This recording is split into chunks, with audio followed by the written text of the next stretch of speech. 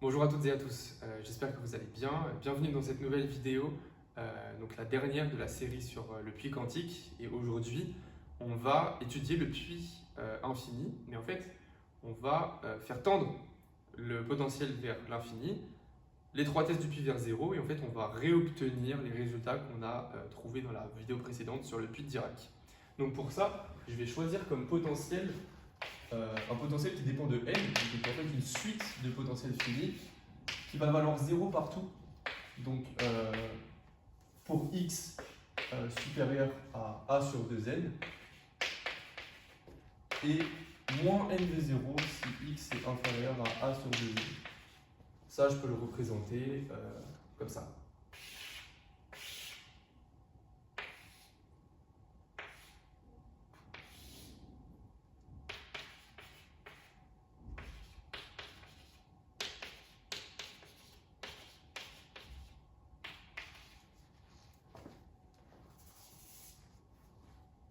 Et en fait, l'idée, ça va être donc de repartir des résultats qu'on avait déterminés pour le puits fini et de faire la limite pour n tend vers l'infini. Ça, qu'est-ce que ça donne? Et en fait, ça va redonner exactement les résultats qu'on avait déterminés pour le puits de Dirac. Alors, il y a deux choses. Il y a l'existence d'un seul état lié, et quelle est son expression. Alors, on se rappelle du résultat qu'on avait sur le puits infini, sur le puits fini. Il existe un seul état lié qui va être pair si et seulement si le potentiel est inférieur à une certaine valeur du potentiel critique. Là, mon potentiel V0, il va valoir donc pi carré h bar carré sur 2m a carré. Et puis mon potentiel critique, qui va dépendre de n, il va valoir pi carré pi carré h bar carré sur 2n a sur n au carré. Et ça va être égal à n carré pi carré h bar carré sur 2n a carré. Donc ça, c'est vraiment les résultats qu'on avait dans le puits fini. C'est vraiment cette valeur du potentiel critique. Et en fait, il va exister un seul et unique état lié qui va être pair si et seulement si le potentiel est inférieur à cette valeur du potentiel critique. Donc, je me place dans une configuration pour un certain n, donc soit n fixé.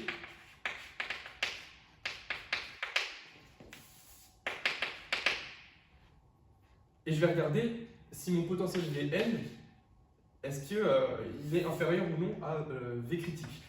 Donc je vais regarder le quotient Vn sur V critique, et ça va être moins n V0, je vais regarder en module, moins n V0 sur n carré, donc ça je retrouve V0,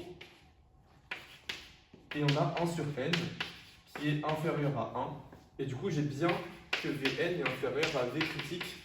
Donc ça me garantit, d'après ce qu'on a fait sur le puits fini, ça me garantit l'existence d'un seul et unique état lié qui va être pair.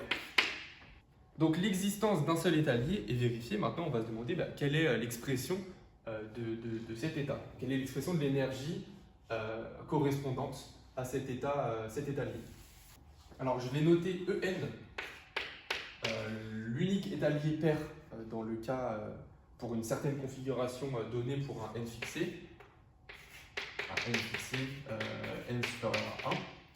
Et je vais rappeler les deux équations de quantification qu'on avait. On avait donc que Qn a sur 2 n est égal à Kn a sur 2n tangente de Kn a sur 2n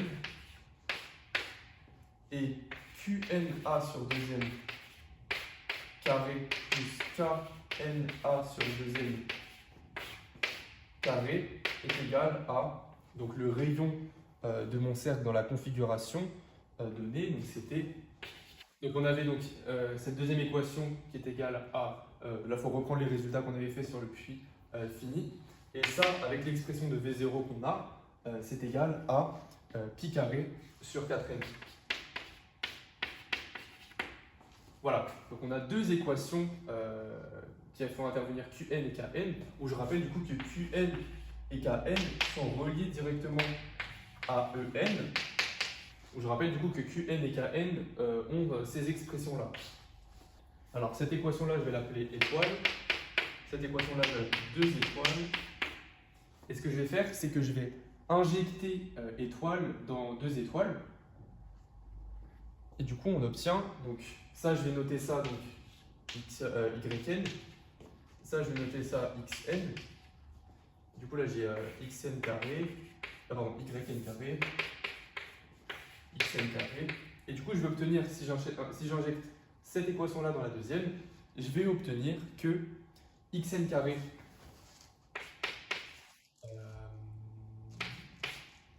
là, j'utilise étoile dans 2 étoiles, xn carré facteur de 1 plus tangente carré de xn, ça va être égal à donc pi carré sur 4n.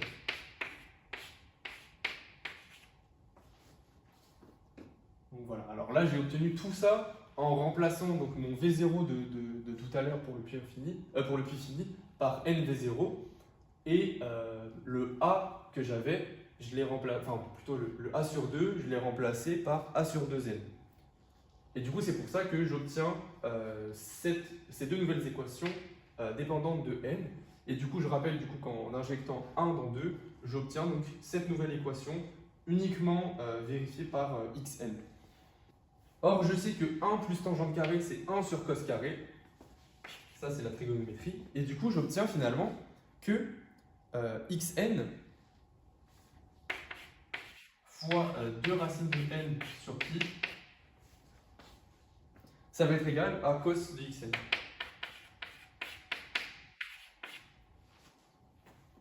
Voilà, donc ça, c'est une une nouvelle équation que j'ai.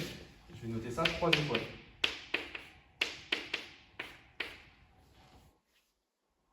Je vais pouvoir écrire l'équation 2 que j'avais d'une autre manière. En fait, je vais avoir que kn carré plus qn carré. Ça va être égal à donc 2mn v0 sur h bar carré. En utilisant donc l'expression de qn carré, je vais avoir que kn moins 2n en sur h bar carré va être égal à la même chose. Et du coup, je vais pouvoir écrire que en, ça va être égal à h bar carré kn carré sur 2m moins nv0.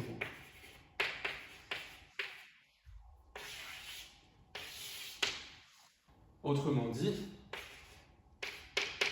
en sur v0, ça va être égal à h bar carré kn carré sur 2m v0 moins n. Et en utilisant l'expression de v0, j'obtiens kn carré a carré sur pi carré moins n. Et ça, j'utilise que xn c'est égal à kn a sur 2. Et du coup, je peux écrire ça en n, je mets n en facteur, de 4n xn carré sur pi carré moins 1. Et je rappelle aussi l'équation 3 que j'avais. Ça, c'était donc xn, 2 racines de n sur pi, était égal à cos de xn. Autrement dit, tout ça, il suffit juste que je passe ça au carré, il va me rester du cos carré de xn. Et donc ça, c'est égal à moins n sinus carré de xn. Où là, donc j'ai utilisé 3. Ça, c'est par 3. Donc j'ai que en sur v0, c'est égal à moins n sinus carré de xn. Ok, donc je vais réécrire ça là.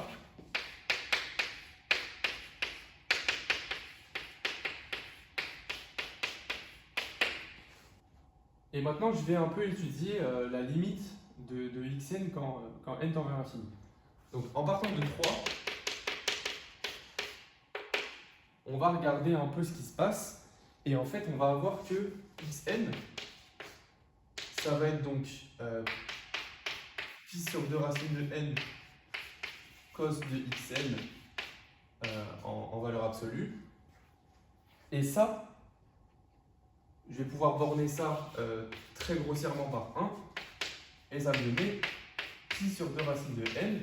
Et en fait, ça va faire que xn tend vers 0 quand n tend vers l'infini. Donc ça, c'est un premier résultat qui est important, puisque maintenant, je sais que xn tend vers 0, que la suite xn tend vers 0 en plus l'infini. Mais maintenant, le fait d'avoir ça, ça va pouvoir me donner un équivalent de cette nouvelle suite quand n tend vers l'infini. Puisque maintenant, cos de xn quand n tend vers l'infini, ça va être égal à 1. Étant donné que la suite tend vers 0. Et donc 3 va pouvoir se réécrire en disant que xn en plus l'infini, ça va être équivalent à pi sur 2 racines de n. Là voilà, c'est vraiment juste. Alors première étape, déterminer la limite de xn. Donc ça, on l'a. Essentiellement par cette équation-là, étant donné qu'on borne ça par 1, on a que la suite xn tend vers 0. Et maintenant, on sait déterminer un équivalent de cos de xn quand n tend vers l'infini, puisque xn tend vers 0, donc j'ai ça qui est équivalent à 1, et donc dans 3, j'ai que xn est équivalent à pi sur 2 racines de n. Mais maintenant, en utilisant cette équation-là, j'obtiens que en sur les 0, c'est égal à moins n, enfin plutôt c'est équivalent en plus l'infini à moins n sinus carré de pi sur 2 racines de n. Et ça, c'est équivalent en utilisant le développement limité du sinus au voisinage de 0, puisque ça tend bien vers 0. C'est équivalent à moins n pi carré sur 4n. Ça, c'est égal à moins pi carré sur 4. Ainsi, en fait, on obtient que en tend vers une valeur e l'infini qui est moins pi carré v0 sur 4. Voilà, ça tend en plus l'infini. Je vais du coup rappeler l'énergie de l'étalier qu'on avait trouvé dans le puits le puits de Dirac. On avait ma carré v0 sur 2h bar carré. Or ici, on prend v0, c'est pi carré h bar carré sur 2m a carré. Et en fait, on va trouver que c'est égal à moins pi 4 sur moins pi carré pardon, sur 4 v0, et c'est égal à e infini.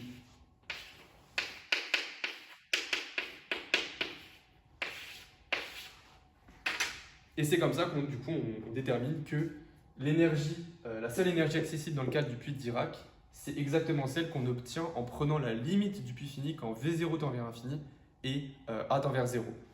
Et du coup, pour un peu gérer cette limite-là, on introduit un paramètre n qui permet du coup de faire plein de calculs de limites qu'on a fait tout à l'heure. Et du coup, voilà, le résultat étant que l'énergie du puits de Dirac, c'est exactement celle qu'on a déterminée en prenant la limite du puits fini. Donc voilà, donc c'était une dernière vidéo un peu calculatoire, mais qui a permis de déterminer la seule énergie liée, donc qui correspond en état pair. Ça, c'est vraiment le fait d'avoir V0 qui est inférieur à la valeur du potentiel critique. Et puis du coup, ça garantit l'existence d'un seul et unique état pair lié. Et ensuite, on a déterminé l'expression, et c'est effectivement la même expression que lorsqu'on étudie avec le puits de Dirac. Voilà, donc j'espère que cette vidéo vous aura plu. On a déterminé exactement l'expression de l'énergie lorsqu'on fait tendre le puits fini avec V0 qui tend vers l'infini et l'étroitesse qui tend vers 0. J'espère que voilà, vous aurez tout suivi. C'était un peu plus calculatoire. N'hésitez pas à poser des questions si vous en avez, soit en commentaire, soit sur mon Discord. J'y répondrai avec plaisir. Et du coup, voilà, ça achève la série de vidéos sur le puits quantique.